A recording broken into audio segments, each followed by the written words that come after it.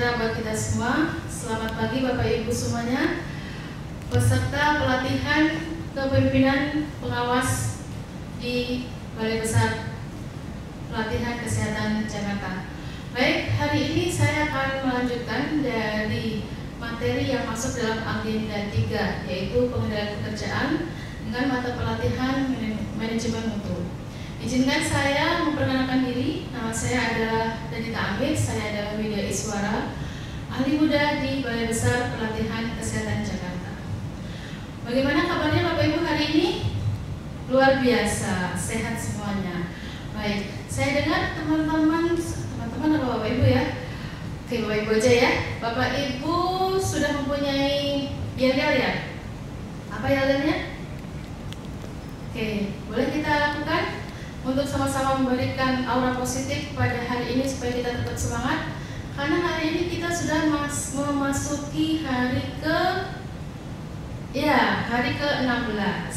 Baik, hari ke-16 kita masuk ke agenda 3. Baik, kita mulai dengan saya beri apa-apa ya yang sudah Bapak Ibu lakukan setiap hari, yaitu kalau saya bilang semangat pagi, jawabannya adalah pagi jabatan pengawas. Oke, luar biasa. Baik, kita mulai ya. Semangat pagi, jabatan pengawas. Oke, luar biasa. Baik, terima kasih Bapak Ibu. Tepuk tangan semuanya. Oke, mudah-mudahan afirmasi positif yang kita buka pada hari ini bisa memberikan semangat Bapak Ibu untuk memasuki di agenda ketiga. Jadi materi yang akan saya sampaikan pada hari ini adalah masuk ke dalam agenda 3 pada mata pelatihan yang kelima, yaitu manajemen mutu. Mungkin saya bisa mengulas sedikit tentang agenda sebelumnya, di mana Bapak Ibu dibekali untuk kemampuan pengendalian diri. Itu masuk ke agenda pertama. Kemudian pengendalian terhadap orang lain itu sudah disampaikan di agenda kedua. Dan untuk melengkapi kompetensi Bapak Ibu sebagai jabatan pengawas di instansi masing-masing, kita bekali dengan materi di agenda ketiga, yaitu kemampuan untuk pengendalian pekerjaan. Nah, agenda 2 dan 3 ini nanti akan Bapak Ibu bawa sebagai dasar untuk melakukan aktualisasi kepemimpinan pada studi lapangan yang masuk di agenda keempat. Jadi, mata pelatihan yang saya bawakan hari ini adalah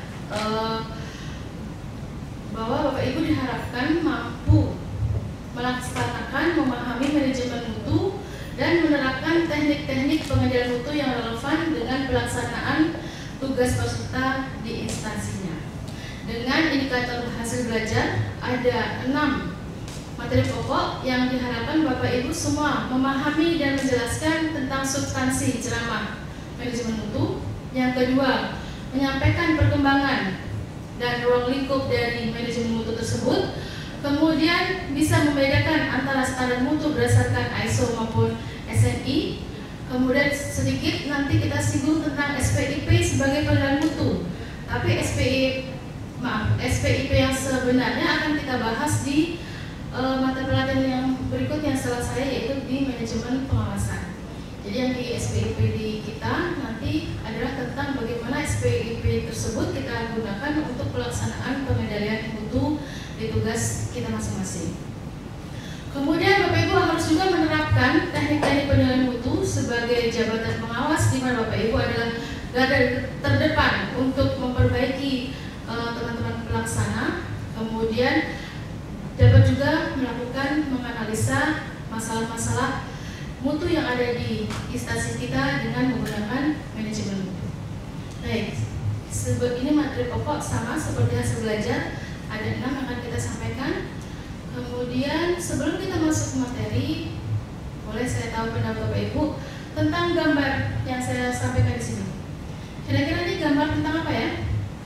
Karena kita sama-sama orang kesehatan ya. Ini seperti gambar di puskesmas ya.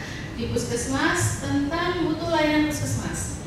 Kira-kira ada yang bisa memberikan masukan terkait dengan mutu layanan puskesmas? Boleh saya minta masukannya? Baik, terima kasih. Apa hasilnya? Aduh, susah.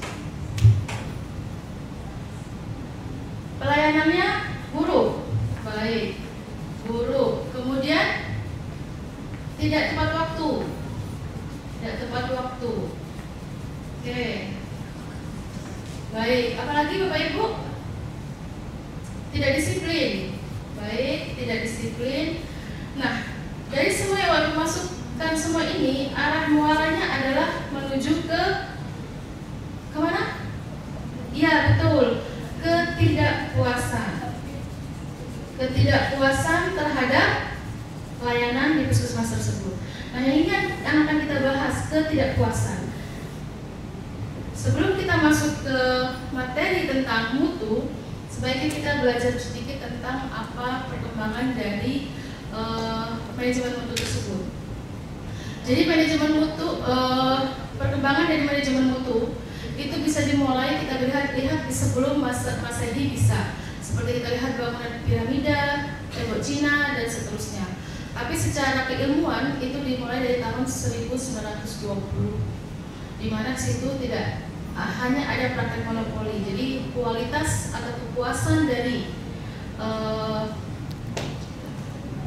pelanggan itu tidak dipikirkan. Kemudian berkembang sampai dari mulai dengan adanya kontrol quality, adanya jaminan kualitas, quality insurance yang dimutawari oleh Deming dengan isi kawal. Kemudian terakhir yang sampai sekarang adalah total quality management. Di situ yang sering kita sebut, sering kedengaran apa Bapak Ibu kalau kita bilang total quality management? Ya betul, yang sering dengar adalah ISO akreditasi. Nah, inilah perkembangannya. Jadi ISO akreditasi itu adalah yang terakhir yang tentang terkait perkembangan mutu. Nah, dari mereka semua itu terdapatlah beberapa definisi apa yang disebut mutu.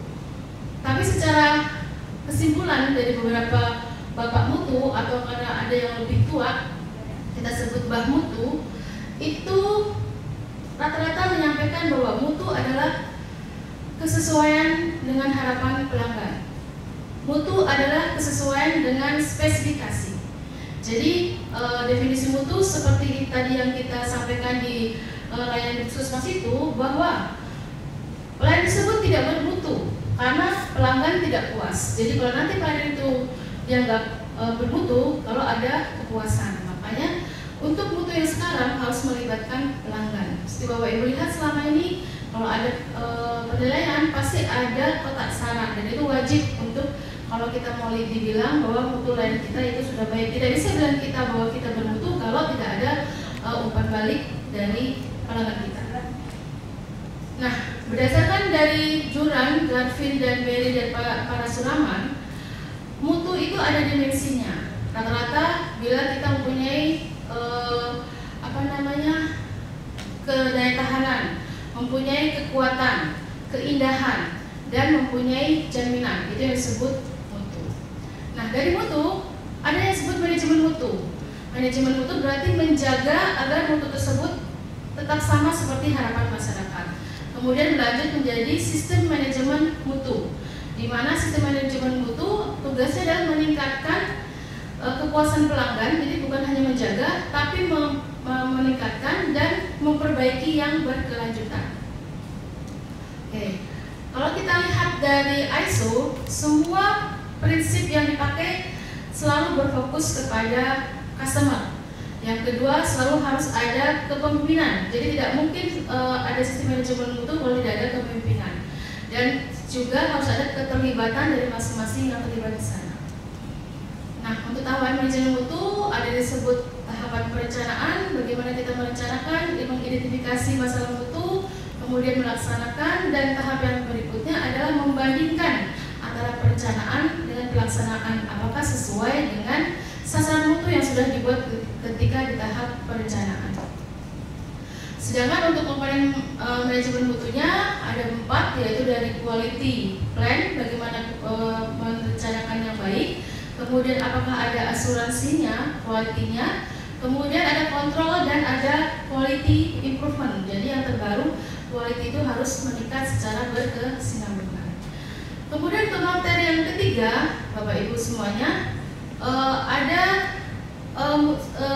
sistem manajemen mutu itu sekarang diimplementasikan dengan yang dipakai yang formal yaitu dengan internasional, yaitu yang sering kita sebut International Standard Organization, yaitu ISO. Sedangkan SNI adalah yang ada di Indonesia. Kita sebagai anggota dari ISO yang diwakili oleh BSN, di mana BSN itu bertugas untuk menetapkan standar nasional Indonesia. Jadi ada beberapa standar-standar ISO yang terkait dengan SNI. Misalkan contohnya untuk ISO 9001 di mana terkait dengan sistem manajemen mutu. Itu diadop oleh SNI menjadi SNI ISO 9001 tentang sistem manajemen mutu. Ini Bapak Ibu ya, ada beberapa tentang standar nasional Indonesia yang mengadop dengan ISO. Kemudian untuk materi yang keempat tentang sistem pengendalian pemerintahan internal pemerintahan, bahwa SPIP adalah suatu kegiatan yang melibatkan pimpinan dan pegawai untuk memberi keyakinan kepada organisasinya tentang keefektif dan efisien, kehandalan pelaporan, keuangan, pengaman aset, dan ketaatan terhadap peraturan perundang-undangan. Tujuannya adalah pencapaian tujuan penyelenggaraan pemerintahan negara, kehandalan pelaporan keuangan, pengamanan aset, dan ketaatan terhadap peraturan. Dan di tujuan tersebut ada unsur yang terkait dengan SPIP tersebut, yaitu lingkungan pengendalian, pengendalian risiko, kegiatan pengendalian, informasi dan komunikasi terkait juga pemantauan. Unsur-unsur SPIP inilah yang ketika kita akan melakukan pengendalian mutu yang harus dilakukan penilaian. Makanya SPIP adalah salah satu cara untuk melakukan pengendalian mutu dengan melakukan menjamin mutu, mengendalikan mutu, dan meningkatkan mutu. Baik Bapak Ibu, kita sudah beberapa materi. Ada pertanyaan? Oke. Baik, terima kasih atas pertanyaannya. Kita bisa lanjutkan. Masuk ke materi yang kelima. Nah, dari mutu-mutu yang tadi dilakukan di instansi Bapak Ibu semuanya, itu harus ada, kita dapat menerapkan output dari pelatihan ini tentang teknik pengendalian. Mungkin selama ini kita sudah melakukan perbaikan mutu, tapi kita tidak melakukan teknik pengendaliannya. Tujuannya adalah agar proses yang sudah kita rencanakan itu sesuai. Kalaupun ada penyimpangan, kita bisa lakukan perbaikan. Jadi dengan adanya tindakan pengendalian, tujuan yang kita capai akan berhasil. Jadi ada 3 pengelompokan tentang teknik. Kalau berdasarkan masanya, ada yang tradisional dan modern. Gampangnya begini, Bapak Ibu ketika tahu anak buahnya untuk melakukan pengendalian, pasti yang selalu dilakukan teman-teman pelaksana adalah melakukan laporan. Laporan adalah salah satu teknik pengendalian tradisional. Sedangkan kalau kita dengan modern, di slide saya banyak sekali, tapi intinya pasti menggunakan aplikasi atau IT. Jadi silahkan nanti Bapak Ibu pilih dari teknik-teknik yang sudah disampaikan untuk dilakukan di instansi ataupun nanti ketika kita melakukan aktualisasi. Kalau berdasarkan substansi bisa pakai statistik atau tidak. Statistik kita bisa lihat salah satunya yang sering dilakukan adalah analisa rasio dan audit, manajemen audit biasanya ya. Yang kita lakukan yang dilakukan di instansi Bapak Ibu semuanya. Dan yang paling gampang untuk non statistik, kita sehari-hari ketika datang kita harus menggunakan indera kita untuk melakukan pengendalian dengan melakukan observasi yang paling gampang. Atau berkala kita menggunakan inspeksi langsung atau menunggu laporan atau meminta laporan dari pelaksana baik tertulis maupun lisan. Yang ketiga, ini dengan tools, teknik pengendalian dengan Ishikawa 7 Basic Tools, dari mulai dari diagram alir, flowchart, kemudian check sheet, yang paling susah dengan Pareto kita bisa lakukan, atau kita lakukan dengan Ishikawa dengan histogram atau diagram pencar, dan yang terakhir dengan control chart. Baik, materi yang terakhir, kita tidak ada teori Bapak Ibu, kita akan langsung melakukan kasus, saya akan memberikan kasus tentang instansi, pelaksanaan instansi baik yang baik maupun yang buruk. Kita akan melihat dari YouTube film berita kita di media massa. Jadi saya bagikan Bapak Ibu kita berkelompok sesuai dengan kelompok. Kita bagi 5 saja ya. Baik, kita bagi 5 saja. Oke. Kita bagi 5. Bapak Ibu silahkan berproses untuk melakukan ya. Baik. Baik, dari materi sudah selesai yang saya sampaikan. Kita sudah berdiskusi tentang materi yang ke-6. Kita waktunya untuk melakukan closing dari manajemen mutu ini. Rangkumannya apa? Bapak Ibu, bahwa untuk sistem manajemen mutu yang kita pakai sekarang adalah dari ISO yang diadop oleh Indonesia dengan BSN dengan SNI-nya. Kemudian ada teknik-teknik pengendalian mutu. Bapak Ibu nanti bisa pakai mana akan dipakai, apakah yang tradisional, yang non statistik seperti inspeksi, laporan, atau observasi, atau menggunakan bantuan tools seperti menggunakan Ishikawa, kemudian menggunakan diagram Pareto. Oke, jadi itu kesimpulan kita hari ini. Boleh saya sedikit mengevaluasi.